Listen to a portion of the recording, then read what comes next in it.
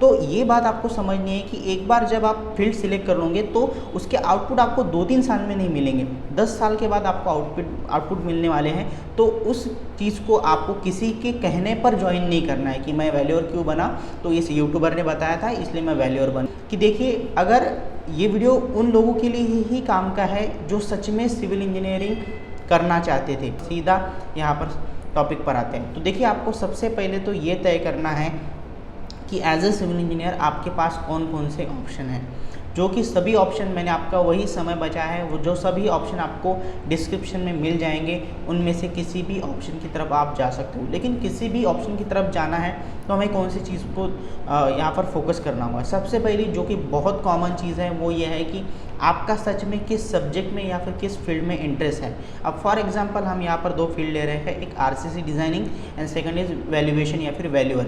अब RCC designer का काम क्या होता है कि स्ट्रक्चरल यानी जो भी रेनफोर्समेंट रहेगा उसके बारे में, जो भी स्ट्रक्चरल बार बेंडिंग शेड्यूल रहेंगे या फिर मैं कहूँगा whatever related to the structural implementation, वो सब चीज़ें हम एज आ आरसीसी डिज़ाइनर देखते हैं। वही बात अगर मैं वैल्यूअर की कहूँ या फिर एस्टिमेशन की कहूँ तो इसमें हम बेसिकली ये देखते हैं कि किसी बिल्डिंग की कीमत क्या है या फिर प्रपोज कंस्ट्रक्शन अगर है तो उसमें उसकी एस्टिमेटेड कॉस्ट कितनी रहेंगी। तो इन सब चीज़ों बेसिकली हम कॉस्ट पॉइंट ऑफ व्यू या फिर यहाँ पर हम कहेंगे कि इन्वेस्टमेंट कितना हो रहा है, इन सब चीज़ों को हम देखते हैं एज ए वैल्यूअर की तरफ। तो ये दोनों भी चीज़ें डिफरेंट है, लेकिन सिविल इंजीनियर ये दोनों भी चीज़ें कर सकते हैं। तो यहाँ पर अभी सिलेक्शन किस तरह से होगा, तो सबसे पहली बात जैसे कि मैंने कही कि आपका इंटरेस्ट किस सब्जेक्ट में है।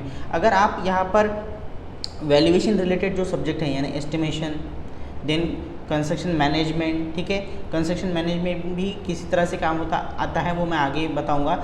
Then related to the building drawing, ये सब चीज़ें अगर आपके लिए इंटरेस्टिंग है तो ही मैं कहूँगा कि वैल्यूअर बनना आपके लिए थोड़ा इजी होगा, ठीक है। अब हम बात करते हैं आरसीसी डिज़ाइनिंग। अब आरसीसी डिज़ाइनिंग ये चीज़ कब आपके लिए काम की है, अगर आप मैथमेटिक्स में अच्छे हैं, देन आपका फिजिक्स बहुत अच्छा है, देन आरसीसी की जो सब्जेक्ट है स्ट्रक्चरल डिज़ाइनिंग, सॉम टॉम, ये जो सब्जेक्ट है अगर आप इसमें परफेक्ट हो या फिर आपका इंटरेस्ट है तो मैं कहूँगा कि आरसीसी डिज़ाइनिंग आपके लिए। अब ये तो बहुत कॉमन सा आंसर रहा, ये आपको कोई भी सजेशन देगा कि जिसमें आपका इंटरेस्ट है आप उस फील्ड में जाइए। अब यहाँ पर एक अगली स्टेप आती है जो मैं कहूँगा कि इंटरेस्ट के बाद बहुत ज़्यादा मैटर करती है, वो ये कि आप कहाँ पर काम करना चाहते हो। अब यहाँ पर 2 चीज़ें आएंगी। सबसे पहले अगर आप खुद का बिजनेस स्टार्ट करना चाहते हो, खुद का ऑफिस स्टार्ट करना चाहते हो, तो उस चीज़ में आपको देखना है कि आप किस जगह पर काम करोगे, ठीक है, किस सिटी में या फिर किसी विलेज में काम कर रहे हो या फिर किसी डिस्ट्रिक्ट लेवल पर काम कर रहे हो।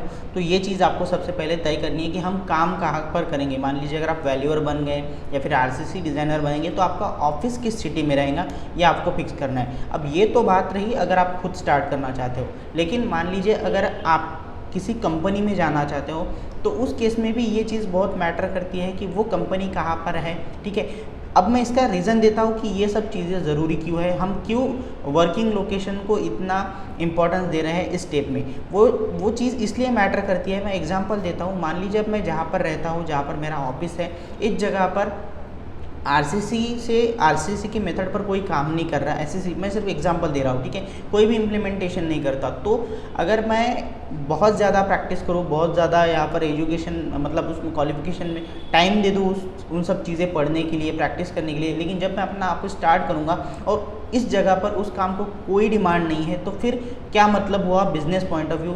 तो ये चीज़ आपको ध्यान रखनी है। सेम बात अब हम अगर किसी कंपनी में जाना चाहते हैं तो वहीं पर भी वही चीज़ है कि आप अगर किसी एक कंपनी को टारगेट कर रहे हो या फिर किसी एक सिटी को टारगेट कर रहे हो तो आपको देखना होगा कि उस सराउंडिंग में क्या उस फील्ड को डिमांड है या नहीं। अगर आपने यहाँ पर वैल्यूएशन रिलेटेड बहुत सारी चीज़ें पढ़ ली, अनुभव भी आपने हासिल कर लिया, लेकिन अगर आप किसी ऐसी कंपनी में जा रहे हो या फिर किसी ऐसे सिटी में जा रहे हो वहाँ पर वैल्यूएशन की कोई कीमत नहीं है या फिर बहुत कम लोग उस चीज़ को इंपॉर्टेंस देते हैं, तो ऑब्वियसली आपकी भी कीमत वहाँ पर कम हो जाएगी, आपकी नॉलेज की भी कीमत वहाँ पर कम हो जाएंगी इन द सेंस कि आपको उतना आउटपुट नहीं मिलेगा, आपको उस काम के लिए उतनी डिमांड नहीं होगी। तो ये एक बहुत इंपॉर्टेंट फैक्टर है। अब हम आगे बढ़ते हैं कि अगर कोई भी सिविल इंजीनियरिंग करने के बाद अगर कोई फील्ड सिलेक्ट करनी है तो उसमें एक चीज़ ज़रूरी है कि ये तो सब जो भी मैं बातें बता रहा हूँ ये सब चीज़ें सिर्फ थ्योरेटिकल बातें हो गई कि आपका इंटरेस्ट होना चाहिए, देन आपको ये देखना चाहिए कि किस सिटी में कितनी डिमांड है, ये तो सब चीज़ें थ्योरेटिकल हो गई। सबसे ज़्यादा अगर कोई बात यहाँ पर मैटर करती है तो वो होता है इम्प्लीमेंटेशन। जो भी आपने नॉलेज हासिल किया या फिर इस वीडियो से भी अगर आपने कोई इन्फॉर्मेशन हासिल की है या फिर किसी और भी एक्सपर्ट से अगर आप कोई राय ले रहे हो तो उसका आप इम्प्लीमेंटेशन किस तरह से करते हो। देखिए ये सिचुएशन कुछ इस तरह से रहेंगी कि अगर आप फ्रेश हो, अभी मतलब अभी पास आउट हो चुके हो इसी साल, ठीक है, तो उस केस में मैं कहूँगा कि आपके पास कम से कम खुद को ये डिसीजन लेने के लिए कम से कम 3 साल का समय है। 3 साल में अगर आप ये तय नहीं कर पा रहे हैं कि कौन सी फील्ड में मैं जाऊँ तो कोई दिक्कत नहीं है। बस जब 3 साल पूरे हो जाएंगे तो उसके बाद आपके पास एक डिसीजन होना चाहिए, लेकिन वो डिसीजन हम किस तरह से लेंगे। अब यहाँ पर इसी एग्जांपल से देखते हैं। मान लीजिए कि आपका जो इंटरेस्ट है वो है आरसीसी वर्क में, ठीक है, लेकिन जो डिमांड है आपके यहाँ पर या फिर जो भी वर्किंग एरिया है वो है वैल्यूएशन के लिए। तो अब आपको ये तो एक कॉमन सेंस की बात आपको समझ में आ चुकी है कि आपको वैल्यूएशन के जो सेक्टर है उसमें ही जाना चाहिए, उसमें ही आपका करियर बनाना चाहिए। लेकिन आपको डर इस चीज़ का है कि मुझे यहाँ पर इंटरेस्ट नहीं है तो क्या मैं ये चीज़ कर पाऊँगा या नहीं। तो इस केस में आपको जो चीज़ करनी है वो ये है 3 सालों के अंदर सबसे पहली बात कि आपको वैल्यूएशन के रिलेटेड जितने भी कोर्स होंगे, फिर चाहे वो सॉफ्टवेयर रिलेटेड हो या फिर स्किल सेट रिलेटेड हो, वो सभी चीज़ें आपको सीखनी पड़ेंगी, फिर वो थ्योरेटिकल हो या फिर प्रैक्टिकल भी चीज़ें हो, तो वो आपको क्लासेस वहाँ पर ज्वाइन करने होंगे। बिकॉज हमने कितने भी अच्छे कॉलेजेस हमारे स्टेट में हो या फिर इंडिया में हो, लेकिन उसके बावजूद भी आपको कोर्सेज करने होते हैं बिकॉज वो एक आउटडेटेड सिलेबस हमने पढ़ा है। अब जो करंटली फील्ड में जो शुरू है वो अगर आपको देखना है, पढ़ना है, तो आपको मैं कहूँगा कि एक्सटर्नल क्लासेस लगाने ही होंगे आफ्टर योर एजुकेशन। तो ये चीज़ आपको ध्यान रखनी है कि आपको वैल्यूएशन के रिलेटेड या फिर आरसीसी के रिलेटेड क्लासेस वहाँ पर ज्वाइन करने हैं।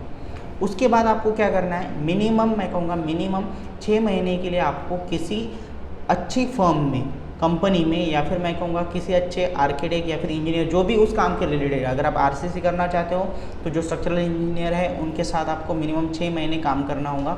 अगर आप वैल्यूअर बनना चाहते हो तो आपको जो वैल्यूअर होंगे उनके पास आपको मिनिमम 6 महीने, जिसे हम इंटर्नशिप कहते हैं, तो वो करना होगा। इसमें आपको किसी भी तरह आपके सैलरी या फिर पेमेंट की तरफ नहीं देखना है, ये सिर्फ आप अनुभव हासिल कर रहे हो, ठीक है।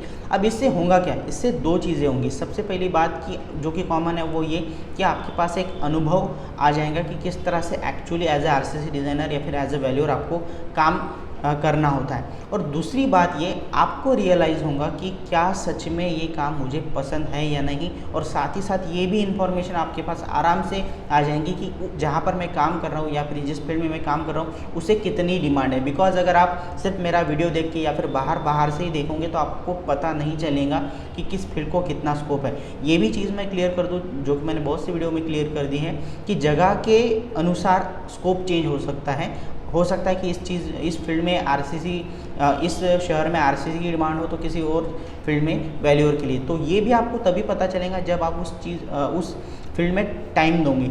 अब आप में से कुछ लोग कहेंगे कि सर हमने, चलो ठीक है, 6 महीने वो दिन सीखने में मेरा 1 साल ही चला गया, और इस तरह से अगर मैं आरसीसी के लिए भी टाइम दे रहा हूँ और वैल्यूअर के लिए भी टाइम दे रहा हूँ तो मेरे तो 2 साल चले गए, फिर भी मैं इस पॉइंट पर नहीं पहुँच रहा कि मुझे किस फील्ड में जाना चाहिए। अब देखिए आपको यहाँ पर फ़ायदा क्या हो रहा है।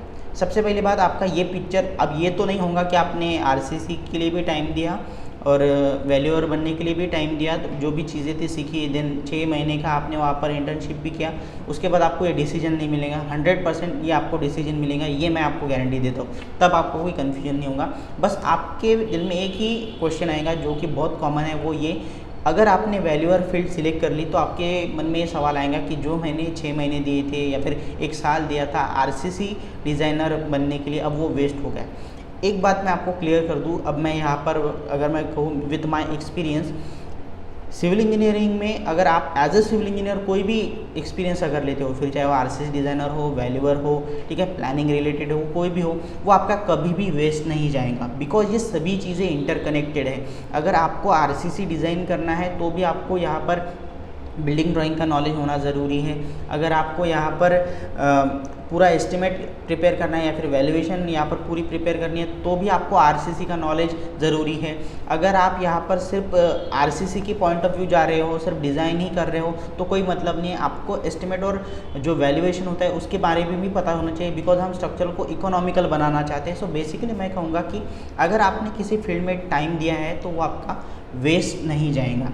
अब इन सब से आपको क्या सीखने को मिला, अगर मैं इस वीडियो का शॉर्टकट में कंक्लूजन दूँ तो वो ये रहा कि सिविल इंजीनियरिंग करने के बाद आपके पास कई ऑप्शन है, इसमें कोई दो राय नहीं है। लेकिन जब आप सिलेक्शन के बेसिस पर आते हो तो कोई कह रहा है इस फील्ड में स्कोप है इसलिए उस फील्ड में जाना ये बहुत बड़ी रिस्क होगी, ठीक है। उसका रीज़न ये है कि अगर आपने आज मान लीजिए अगर आपने वैल्यूअर बनने का सोच लिया है, आप उस तरह से समय भी दे रहे हो, एक चीज़ आपको समझनी होगी कि एज ए वैल्यूअर आपकी तभी पहचान बनेगी या फिर तभी आपको पॉजिटिव आउटपुट मिलेंगे जब आप उस फील्ड में कम से कम 6 से 10 साल दूंगी, ठीक है, उस फील्ड में, सिर्फ उसी फील्ड में, तभी आपको लोग एज ए वैल्यूअर पहचानेंगे, ठीक है। तो ये बात आपको समझनी है कि एक बार जब आप फील्ड सिलेक्ट कर लोगे तो उसके आउटपुट आपको 2-3 साल में नहीं मिलेंगे, 10 साल के बाद आपको आउटपुट मिलने वाले हैं। तो उस चीज़ को आपको किसी के कहने पर ज्वाइन नहीं करना है कि मैं वैल्यूअर क्यों बना, तो इस यूट्यूबर ने बताया था इसलिए मैं वैल्यूअर बन गया, या फिर मेरे पेरेंट्स ने कहा था, या फिर मेरे रिलेटिव ने कहा था, या फिर मेरा दोस्त गया था इसलिए मैं वैल्यूअर बन गया, या फिर आरसीसी डिज़ाइनर बन गया। मैं सिर्फ एग्जांपल दे रहा हूँ। ये आपको सिंपली उसके रिलेटेड जो भी आपके, पहली बात तो यह है कि अब एग्जांपल दे रहा हूँ कि 10 यहाँ पर मान लीजिए ऑप्शन थे आपके पास। पहली बात, उन 10 में से फिल्टर हो जाएंगे 2 चीज़ों पर। पहली चीज़ कि आपका इंटरेस्ट क्या है उस पर ही, उस 10 में से कुछ ना कुछ जो करियर है वो कम हो जाएंगे, फिल्टर हो जाएंगे। देन आप जहाँ पर वर्किंग एरिया में जो आपने डिसाइड किया कि मैं इस सिटी में काम करना चाहता हूँ तो उस सिटी के हिसाब से भी वो फिल्टर हो जाएंगे। आपके पास अगर देखा जाए तो मैं कहूँगा 2 से 3 ही ऑप्शन बचेंगे और उतने ही ऑप्शन बचने चाहिए। आपको सिर्फ 3 ऑप्शन पर ही काम करना है, बिकॉज मैंने आपको सिर्फ 3 साल का समय दिया है। आप 3 साल में 3 करियर ट्राई कीजिए, 3 करियर के बारे में पढ़िए, वहाँ पर 6 महीने इंटर्नशिप कीजिए उन एक्सपर्ट के साथ, तभी आपको ये डिसीजन आसानी से आप ले सकते हैं कि मुझे कहाँ पर जाना है। और मैं आपको यहाँ पर 100% गारंटी देता हूँ, 1000% गारंटी देता हूँ कि ये अगर आप टेक्निक अगर आप इस्तेमाल करते हो खुद अनुभव लेके, तो उसके बाद जो भी आप डिसीजन लोगे वो आपका एक कॉन्फिडेंट डिसीजन रहेगा। उसके बाद आपको कोई भी समझाते बैठे कि नहीं ये गलत है, इसमें स्कोप नहीं है, तो आपके पास एक अनुभव रहेगा कि क्यों मैं इस फील्ड में जा रहा हूँ, क्यों मैं इसके पीछे इतना भाग रहा हूँ इस फील्ड के पीछे। तो इसीलिए जो आपने थंबनेल में भी देखा होगा कि मैं सिविल इंजीनियर हूँ और किस किस को प्यार करूँ, तो आपको किसी हर एक फील्ड को प्यार करने की ज़रूरत नहीं है, बस एक ही फील्ड को आपको पकड़ के रखना है। तो ये चीज़ करने के लिए ये जो वीडियो है ये आपके लिए सच में हेल्पफुल रहेगा, ऐसी मैं यहाँ पर मतलब ऐसा मुझे लगता है। एंड आई होप कि आप लोगों को इस वीडियो से मदद होगी। अगर इस तरह के कोई सवाल हो इस वीडियो के रिलेटेड तो आप कमेंट बॉक्स में पूछ सकते हैं, और इस वीडियो को ज़्यादा से ज़्यादा स्पेशली स्टूडेंट तक ज़रूर शेयर कीजिए। Thank you so much for watching this video.